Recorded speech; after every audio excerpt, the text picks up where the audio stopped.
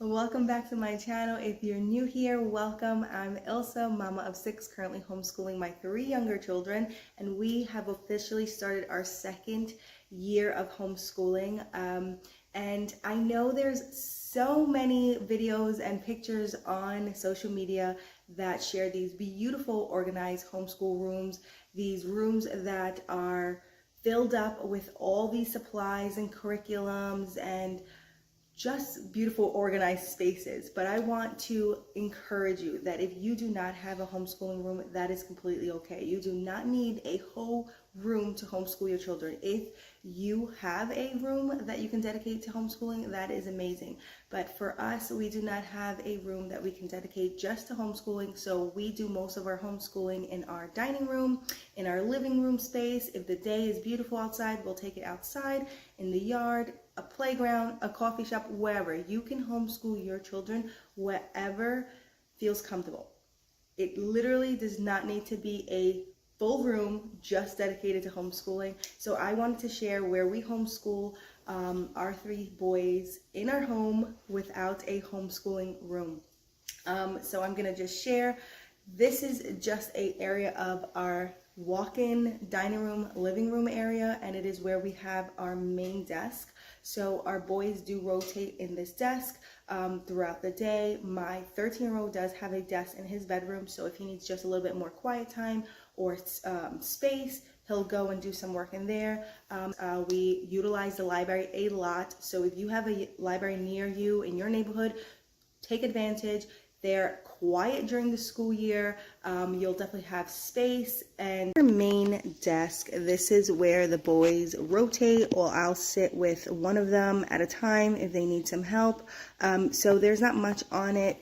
I do keep my laptop on it, my planner. This is my morning basket where it has my reading books, my Bible, my devotionals, things like that. And I'll sit here early in the morning before the rest of the kids wake up, and I'll use that as my quiet time, my quiet space.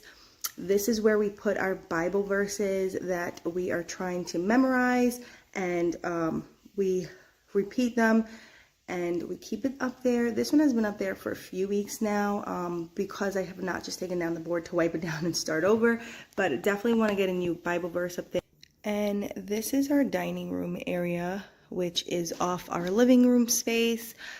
This board right here is just for my toddlers. They just play on it, and when I'm doing book work with my 4-year-old, my 2-year-old will be here.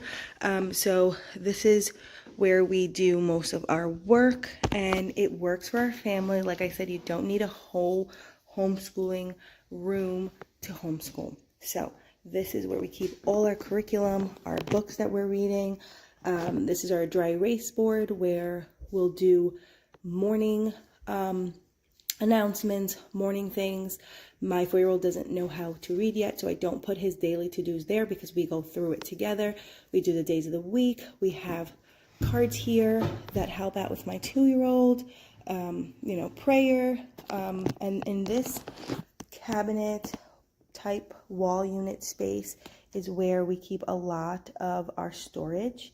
And like I said, this is right in our dining room, and this board, once we're done with it, I remove it, and it's just our dining room space. And if you do not have a homeschooling room, but you purchase one of these carts, and they can be found in like Michael's, Walmart, Target, all the things, and they have wheels, you can literally wheel it around your house. Whatever is easiest for you and your family to homeschool, if you can just purchase this cart, put all your curriculums, your art things in this cart, it can be accessible in any room. I love it. Best buy for my homeschool. And here I keep my 4-year-old's curriculum. We are part of a co-op. We do classical conversation, and we love the community, but we did fall in love with the good and the beautiful curriculum. So I did purchase that before we actually started the co-op with my 4-year-old, and we've been doing level K since about April. We've been taking it slow because I am in no rush, and I wanted to make sure that he was able to get everything because he is only 4, but we've been going through the language arts level K. He has his booster cards. He has his reading books that he is pretty much almost done with them and doing really well with the reading books. We have our alphabet that we go through. We do our sounds, And you don't need a fancy curriculum to make your own flashcards, your own CBC cards, your own daily cards, day of the week. You can literally just use index cards and then just buy these little hooks in the dollar store. You don't need to spend a ton of money, especially when you have little ones. You can find so many resources for free online, and I will link some of those below. Here we have his Bible, my 4 and 2-year-old's Bible, their devotionals.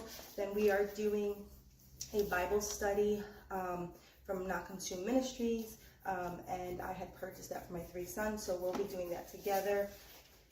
And here we have some workbooks that we were going through, and when we had first started, before I knew anything about curriculums, before I knew what we would be doing for curriculums and subjects and things like that, I had utilized the Target dollar spot and the dollar store and picked up a bunch of these little books that say 4+, 3 to 5 years old, and it has the alphabet in addition. And because my 4-year-old was using it last year when he was 3, and we still had some pages, I've been using this for my 2.5-year-old, and it works great. You don't have to spend a ton of money to get through.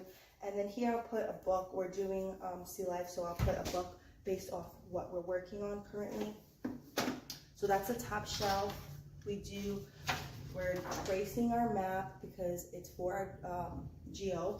We're tracing our map, and then here I just have, morning menu where he'll do about me, his name, shapes, colors, and I kept all of this, and these I found at the dollar store, and I'll change the sheets out every so often just so he has something new to do. This is more of independent writing, independent play, while I'm getting other things ready, or we're just taking a break. And he did make a video based off of what I keep in my cart and how I organize my cart.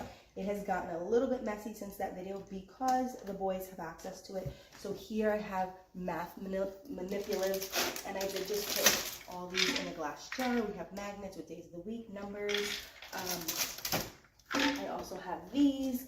And all these things I have purchased on Amazon, and they can literally be bought for like $10 for a big bunch. That's great for numbers and math and counting, colors. So I use those for my 4-year-old for math, but then I use them again for my 2-year-old for colors.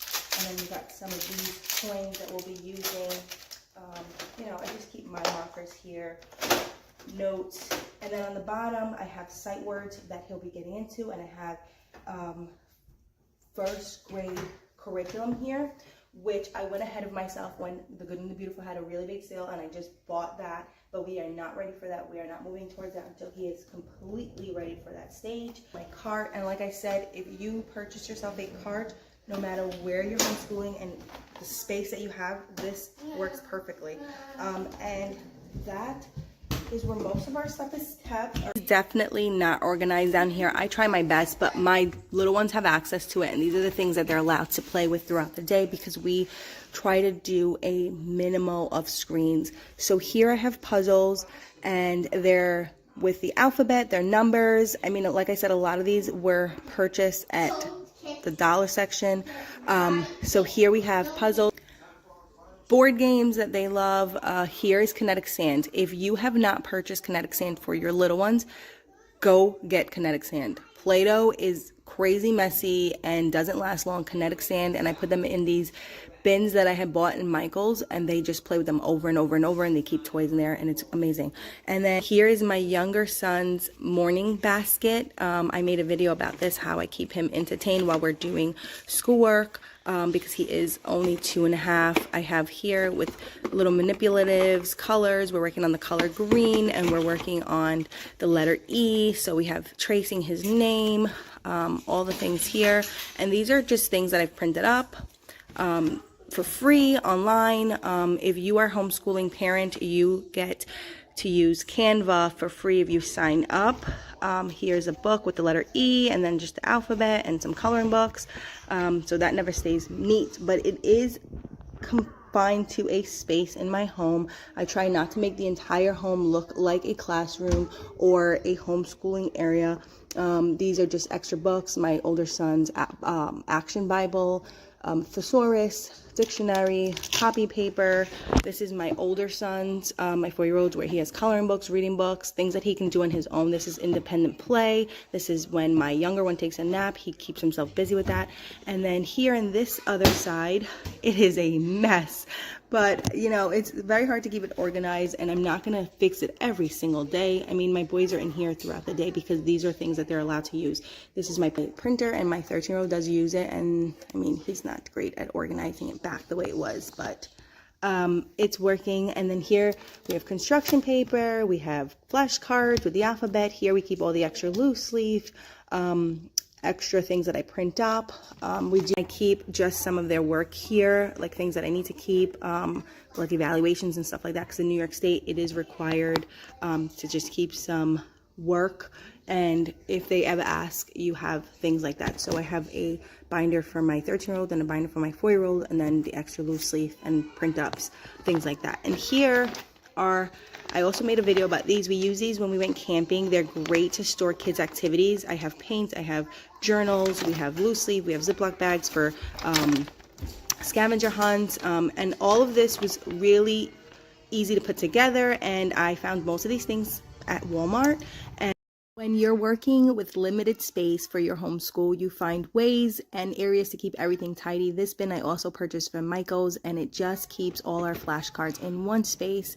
And our cart that goes throughout our home and makes our lives so much easier stores all our curriculums, read alouds, devotions, Bibles, and keep it in this corner. And our dry erase board where we do all our work. And this is our homeschooling space. So my little ones are now up. I had to put on a devotional just so that they give me a few more minutes to finish up. And I hope that this video helped you feel encouraged. I hope that you know that you are capable to homeschool, whether you're homeschooling on your dining room table, you're homeschooling on your couch, in a playground, in the backyard. Just know that what works for you and your family is what matters most. You don't need a fancy space to homeschool your kids. And